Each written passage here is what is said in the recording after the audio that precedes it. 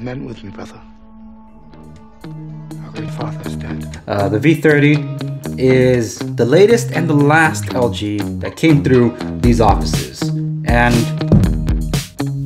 we bid them adieu. This is the Andres Segovia Show. Welcome everyone to the Andres Segovia Show. I am Andres, and in this episode I got to address the demise of LG. It's when someone that big falls, the world's gonna hear it.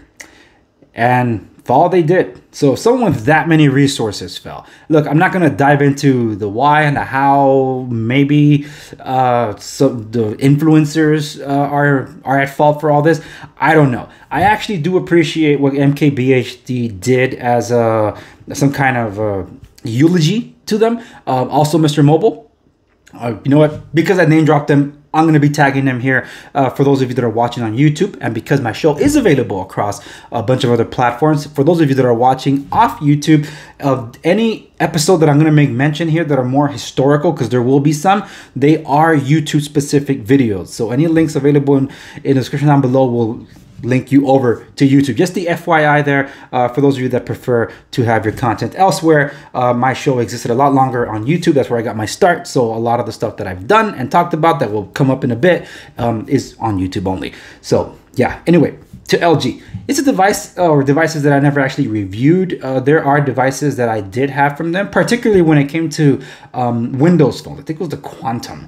I did have some LG Windows devices, Windows Mobile, what is it? Whatever, I forget, whatever. That doesn't matter anymore because they're dead too. So there were things that I did have, they're gone. But when it came to the flagship device of choice for my contractor, I kept diving into the V series when this thing came out. So from the V10, I think we skipped the V20, we ended up getting the V30 because they lasted pretty long. Mostly their durability, because man, did these devices take a beating in construction.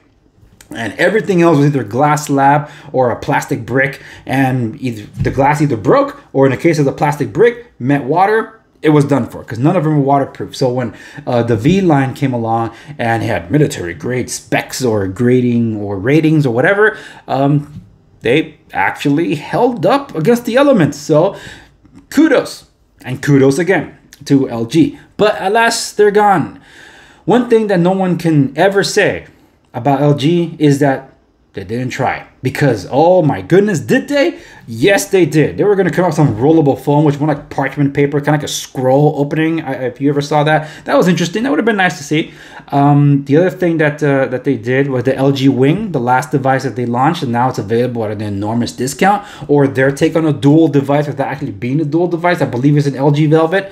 I wanted to see that thing succeed. And alas, we will not see that going. But with the discussions of LG, this is the segue, other discussions were brought up because HTC, and because I've been talking a lot about HTC lately, I'm like, yeah, HTC is still around. Look, my wife's Taiwanese, so I have a little bit of, I guess you say, patriotism when it comes to those kind of devices. Because first of all, HTC spoke to me the most. They're the ones that went after the loud colors. They're the ones that went after uniqueness and ultimately boom sound. They really did speak to me. So yeah, it was a shame when they also went the way of the dinosaur. And the last device I had from them was the HTC U11, the latest flagship up to that point. I wanted a U12 Plus, but by that time it was too late. It didn't arrive on time. I ended up going with the Google Pixel 2, which happens to be built by HTC, or was built by HTC. But that was the last Pixel I ever had too, because I didn't trust any of the other ones. Look at the devices that have launched with other OEM partners. Only the HTC built ones had less problems, or almost nil. So yeah, anywho, HTC is still around. They build mid-rangers for the most part. I don't know how much of them are still being built in store. I do know that they like offloaded some of that for a third party to provide for them, kind of like another company I'm about to name drop is doing. So HTC is still alive. In fact, if you go to their website right now, and I actually have it pulled up, they still have various products that they're hawking, such as the Vive series. That's like the one thing that's really got them going. They still have the HTC 5G hub thingy out there. I don't know if that's relevant much. I think that was a Sprint only thing. Sprint's now T-Mobile, so I don't know how that works, but they apparently have it there. And you go to their product section. They actually still have the Exodus 1, which is the first blockchain phone thing, which I found peculiar because that thing's been sold out for the longest time. I don't think they're ever going to restock, so why even have it there? And of course, they have the U series, such as the U11, the U12 Plus, also there. Again, not much you can do there because they're sold out. So you got to get to third-party measures. However, I did check it out on Amazon or eBay the other day. Those things were selling for pretty expensive. But yeah, speaking of repairability, bad experience with repairing an HTC. Same thing with Samsung, but not as atrocious as it was HTC. So I'm going to be leaving a link to the to those videos where I cover the repairability of those devices in the description down below. So again, if you're not watching on YouTube, it's going to redirect to YouTube, just FYI. Okay. Also, in the mentioning of all this is, look, the demise of HTC that everybody believe in, for why they believe that HTC is not around anymore, the lack of marketing.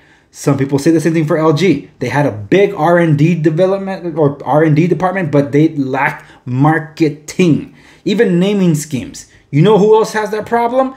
Blackberry. Yes, I said it. We're talking Blackberry now because where is Onward mobility? I started getting some activity on some of my older videos with respects to the last updates about Blackberry, and people they're starved for information. The Blackberry fan base is a very loyal fan base. One of the fewest that I know that's remained that loyal, that's gone through so much in this relationship, but has held on like, I'll give you one more chance because you complete me. I feel you entirely. All of us that are in the Blackberry sphere. The last thing that we got from the Onward Mobility, because they have a news and blog thing here on their website. The last one says Onward Mobility expands global sales team. And this particular article was published January 11, 2021. 3 months ago as of this episode. 3 months ago, folks. So I turned to the Twitter for some form of update. And if you go to their Twitter, they only seem to have 2 tweets in the past 2 months. February 12th, they tweeted about the very article that I covered, my last update on Blackberry, with respects to their CEO was in an interview with Nikkei Asia, and they discussed whatever it was that we're discussing. And that's the last update since. Like a 45-day of silence went by when GeekWire had his article about Seattle Hoops legend Jamal Crawford defending his use of a Blackberry product. So then Onward Mobility decided to tweet. And this is what they said. Great to see at NBA Star, at J Crossover loves his Blackberry, but don't worry. With Onward Mobility's new Blackberry Android smartphone, you'll be able to group text. You guys are saying that MMS is a feature? You mean to tell me that he could not group text before? Hey, help me set the record straight because I don't have a Blackberry Key 2 or Key 2 LE on me, or I have a Key 1 stored at the office. So remind me, were those devices able to group text? Because if not, this is a mind-blowing revelation. Add that onto the list of other things. That's a 5G, flagship cameras, flagship specs, robust battery, whatever, global phone, global flagship, whatever they're calling it. Look, all these are gotchas, okay? We just established you could have all the money and resources in the world almost. LG was not some startup company like Onward Mobility. They weren't a singular device or specific company like HTC. These guys are a major telecommunications and appliances company. Built TVs, appliances, heck, I have them, a washer and dryer for their ThinQ series or whatever that is.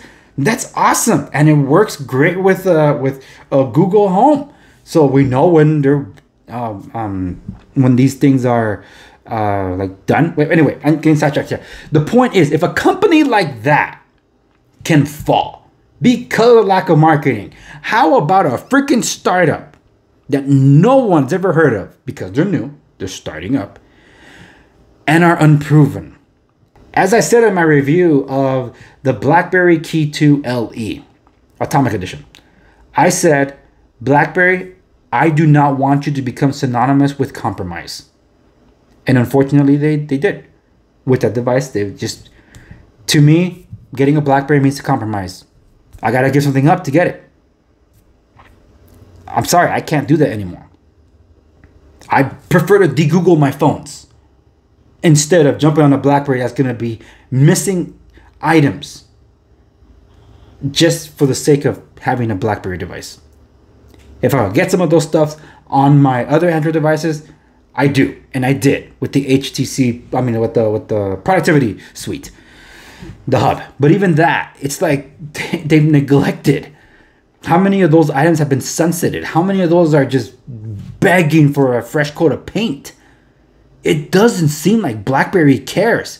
Look at what happened when WhatsApp became the center of attention. Remember the time that BlackBerry was upset that WhatsApp started?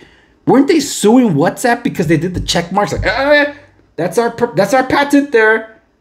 Send, receive, delivered, all that stuff. You're doing check marks. Nope, you can't do that. And apparently they could, so long as they didn't say that it was the read, sent, delivered thing. You know, so BlackBerry, you're terrible at marketing. You had great products. And at that time, even Microsoft, they couldn't even talk about Skype. Like, dude, you couldn't bring up Skype during the remote learning beginnings. Now you want to try to bring that up. You can't, because, like, come on, who's going to trust Skype now? That thing still exists. You guys did nothing with it. Don't want to get into that, like Nokia stuff. So in the case of what was I talking about? Sorry, it's so easy to get sidetracked with these rabbit trails with these companies when it comes to marketing. BlackBerry didn't even advertise BlackBerry Messenger Enterprise. It's available to personal use. This was the right time to strike, BlackBerry. Why are you asleep at the wheel? It's like, I come back to this. I've said it before in other videos when I address BlackBerry. BlackBerry, in this day and age of technology, of increased concerns of privacy and security and monitoring by big tech, you are our only hope, it seems. Oops. You are our only hope. Where the hell are you? Fashionably late, per the norm. Your loyal fan base is clamoring for a product. And Onward Mobility, if you're listening, at the very least, a non-update is still an update. But these kind of long silences in between updates, 3 months since your last update on your news website, hiring a global sales team. Sales team to sell what? Who are you selling to? No one is selling, giving us hope that this device is on the horizon. It's going to launch in the first half of 2021. We're entering mid-April. There's only a month and a half left, it seems. 2 months and a half left in the first half of 2021. So maybe sometime 2021, you're going to be late to the game, as tends to be the case. I don't want to talk about this anymore. So that's where I'll leave it. You have thoughts? Let me know. Stay tuned for an end cap that I was going to record here, but I'm going to make it a separate video. So stay tuned for that one. That will drop after this episode, because I got an important announcement to make with respect to the show. Where it's going, what it's doing, and when I'll be returning. So that's enough of a hint for you to at least check that out, because there's stuff that I want to cover that I might not be able to cover in the interim. But I do thank you very much for watching the latest episode of the Andrew Segovia Show. Remember to like and subscribe to be in the know wherever you're watching, and I appreciate it. And I'll see you in the next one.